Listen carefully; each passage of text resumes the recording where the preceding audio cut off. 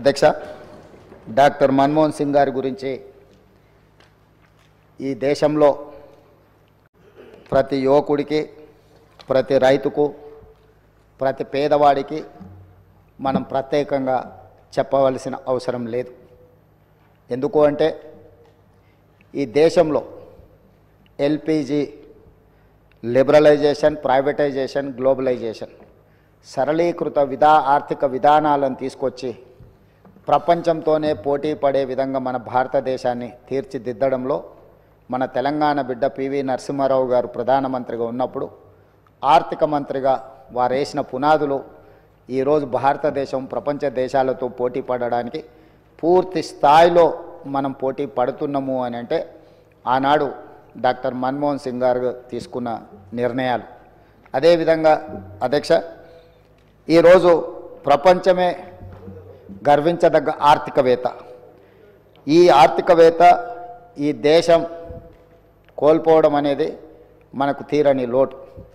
ఈ లోటు వారి కుటుంబానికే కాదు, యావత్ దేశానికి, ప్రపంచానికే ఒక గొప్ప తత్వవేత్త, ఆర్థికవేత్త, గొప్ప నాయకుడిని కోల్పోవడం జరిగింది అధ్యక్ష. నీతి, నిజాయితీకి, నిబద్ధత అని ఒకవేళ ఎవరినైనా ఉదాహరించాల్సి వస్తే, రోల్ మోడల్గా ఎవరినైనా మనం తీసుకోవాల్సి వస్తే ఈ తరంలో డాక్టర్ మన్మోహన్ సింగ్ గారితో పోటీ పడే వాళ్ళే లేరు అని చెప్పి ఈ సభ ద్వారా నేను తెలియజేయదలుచుకున్నాను. చాలామంది వారు మౌనంగా ఉంటారనో, మౌన ముని అని, యాక్సిడెంటల్ ప్రైమ్ మినిస్టర్ అని రకరకాలుగా మీడియాలో కానీ విమర్శకులు విమర్శించిన వారు ఎప్పుడు కూడా వారి సహనాన్ని కోల్పోకుండా పనినే ధ్యాసగా, పని చేయడమే తన జీవిత లక్ష్యంగా ఈ దేశ ప్రజలను ఆర్థికంగా, సామాజికంగా బలోపేతం చేయడము, వాళ్ళ కోసమే తన జీవితాన్ని అంకితం చేసిన గొప్ప మహనీయుడు డాక్టర్ మన్మోహన్ సింగ్ గారు.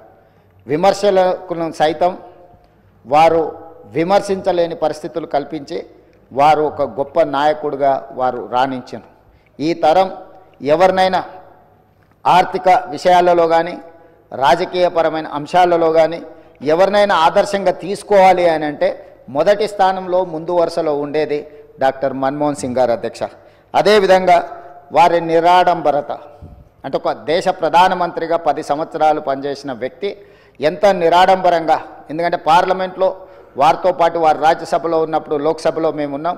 ఒక ధర్నా కార్యక్రమంలో నేను, పెద్దలు ఉత్తమ్ కుమార్ రెడ్డి గారు, కోమటిరెడ్డి వెంకటరెడ్డి గారు వారితో పాటు ధర్నా కార్యక్రమంలో కూర్చున్నాడు. వారు వచ్చి మా మధ్యలో మాతో పాటు కూర్చొని ఈ ప్రజాస్వామ్యాన్ని పరిరక్షించాలి, ప్రభుత్వాలు ఆధిపత్యం చెలాయించడమో, పెత్తనం చెలాయించడానికి చట్టాలను వినియోగించుకోవడాన్ని వ్యతిరేకిస్తూ మాలాంటి మొదటిసారి పార్లమెంట్ సభ్యులైన మాతో పాటు కూడా అక్కడికి వచ్చి నిరసన కార్యక్రమంలో కూర్చొని వారు ప్రజాస్వామ్యం పట్ల ఎంత విశ్వాసంతో, ప్రజాస్వామ్యాన్ని పరిరక్షించాలన్న లక్ష్యంతో ఏ విధంగా పనిచేసినరో వారితో పాటు ఆ రోజు ధర్నాలో పాల్గొనడం అనేది నాకైనా, పెద్దలు ఉత్తమ్ కుమార్ రెడ్డి గారికైనా, కోమటిరెడ్డి వెంకటరెడ్డి గారికైనా జీవితకాలం గుర్తుండిపోయే సంఘటన అధ్యక్ష. ఎవరైనా ప్రధానమంత్రి, ఆర్థిక మంత్రిగా, రిజర్వ్ బ్యాంకు గవర్నర్గా, అదేవిధంగా ఫైనాన్స్ కమిషన్ సభ్యులుగా ఇలా రకరకాల హోదాలు చేసి దేశ ప్రధానమంత్రి స్థాయికి ఎదిగిన వ్యక్తి పార్లమెంటు ప్రజాస్వామ్యాన్ని కాపాడాలన్న ఆలోచనతోని నిరసన కార్యక్రమంలో పాల్గొని అందరి సహచార పార్లమెంట్ సభ్యులతో నిరసనలో పాల్గొనడం అనేది వారి నిరాడంబరత, వారికి ప్రజాస్వామ్యం పట్ల ఉన్న విశ్వాసం, నమ్మకానికి మనము ఆ అంశాన్ని ఉదాహరించుకోవచ్చు అధ్యక్ష. అదేవిధంగా అధ్యక్ష, డాక్టర్ మన్మోహన్ సింగ్ గారి గురించి ఈ దేశం, ముఖ్యంగా ఈ దేశంలో ఉన్న రైతాంగం ఈరోజు ఉపాధి హామీ పథకం, భూమి లేని కూలీలకు ఒక పని కల్పించాలి 100 రోజులు. ఆ 100 రోజుల పని ద్వారా పేదలకు ఆహార భద్రత కల్పించవచ్చు అన్న గొప్ప లక్ష్యంతో ఉమ్మడి రాష్ట్రంలో అనంతపూర్లో, అదేవిధంగా తెలంగాణ రాష్ట్రంలో మహబూబ్ నగర్లో ఈ కార్యక్రమాన్ని దేశానికే అంకితం చేయడం జరిగింది. ఇదే విధంగా సమాచార హక్కు చట్టం కావచ్చు, రైట్ టు ఎడ్యుకేషన్ కావచ్చు, ఫుడ్ సెక్యూరిటీ కావచ్చు, ఇట్లా ప్రతి అంశంలో పారదర్శకమైన పరిపాలనను అందించాలి అని అంటే పరిపాలనలో తీసుకురావాల్సిన మార్పులను అన్నింటినీ వారు ఏ మాత్రం కూడా వెనకడుగు వేయకుండా ప్రజలకు ఉపయోగపడుతుంది అని అనుకుంటే వారు ఏ మాత్రం కూడా వెనక ముందు ఆలోచన చేయకుండా 10 సంవత్సరాలు ఒక అద్భుతమైన పరిపాలన అందించడమే కాకుండా చట్టంలో సమూలమైన మార్పులను తీసుకురావడం జరిగింది అధ్యక్ష. అదేవిధంగా 2013 భూసేకరణ చట్టం, గతంలో ప్రభుత్వాలు భూమి సేకరించాలన్నప్పుడు, భూమి తీసుకోవాలనుకున్నప్పుడు భూ యజమానులతో సంబంధం లేకుండానే తీసుకునే పరిస్థితులు, నష్టపరిహారం కూడా పూర్తి స్థాయిలో ఇవ్వక అన్యాయం జరుగుతున్న సమయంలో 1894 దాదాపుగా 113 సంవత్సరాలు భూసేకరణ చట్టం ఒకే విధంగా కొనసాగింది. బ్రిటిషర్స్ ఏర్పాటు చేసిన భూసేకరణ చట్టం స్వతంత్రం వచ్చినాక కూడా దాదాపుగా 6.5 దశాబ్దాలు అదే చట్టాన్ని కొనసాగించిన. అలాంటి చట్టాన్ని సవరించడం ద్వారా భూమి కోల్పోయే యజమానులకే కాదు, భూమి లేని గ్రామాలను నమ్ముకొని కుల వృత్తులు, చేతి వృత్తుల ద్వారా గ్రామాల మీదనే ఆధారపడ్డ నిరుపేదలకు కూడా మీరు R&R ప్యాకేజ్ అమలు చేసినప్పుడు వాళ్ళను కూడా మీరు దృష్టిలో పెట్టుకోవాలి, ప్రభుత్వం నష్టపరిహారం ఇవ్వాలని ఒక గొప్ప మానవవాదం వారు చూపించింది అధ్యక్ష.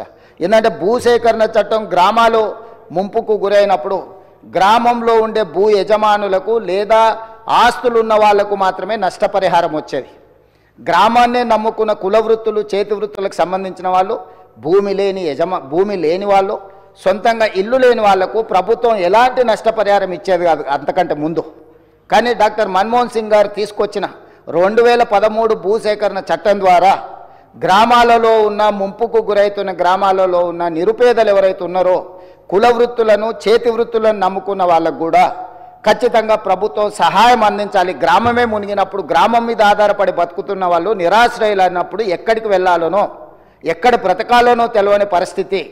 ఇది ఒక మానవత్వం లేని ఆలోచన కాబట్టి దీన్ని తప్పకుండా తొలగించి వాళ్లకు నష్టం పరిహారం ఇవ్వడమే కాకుండా వాళ్ళ కష్టం కలగకుండా చూడాలని ఆ చట్టంలో డాక్టర్ మన్మోహన్ సింగ్ గారు మార్పులు తీసుకొచ్చారు. అదేవిధంగా 2006 అటవీ హక్కుల చట్టాన్ని తీసుకురావడం ద్వారా ఈ పోడు భూముల పట్టాలు ఈరోజు మనం ఇవ్వగలుగుతున్నాము అని అంటే అటవీ ప్రాంతంలో ఉన్న ఆదివాసీలను, గిరిజనులను ఆదుకోవడానికి అటవీ హక్కుల చట్టాన్ని కూడా సవరించడం ద్వారా వాళ్ళ పట్ల కూడా మానవతావాదంతో డాక్టర్ మన్మోహన్ సింగ్ గారు వ్యవహరించారు అధ్యక్ష.